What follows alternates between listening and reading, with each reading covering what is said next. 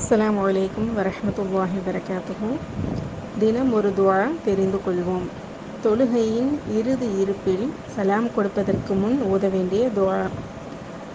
ரப்பிக்ஃபிர்லி ஹதீயதி வஜஹ்லி வைஸ்ராஃபி ஃபி அம்ரி குல்லிஹி வமா அன்த ஆலமு பிஹி மின்னி அல்லாஹும்ம குஃபிர்லி ஹதாயாய வஅமதி வஜஹ்லி வஹஸ்லி وكل ذلك عندي اللهم اغفر لي ما قدمت وما أخرت وما أسررت وما أعلنت أنت المقدم وأنت المؤخر وأنت على كل شيء قدير.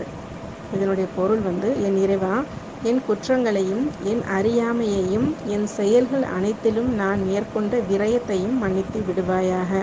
மேலும் என்னை விட எவற்றையெல்லாம் நீ அறிந்துள்ளாயோ அவற்றையும் மன்னித்து விடுவாயாக.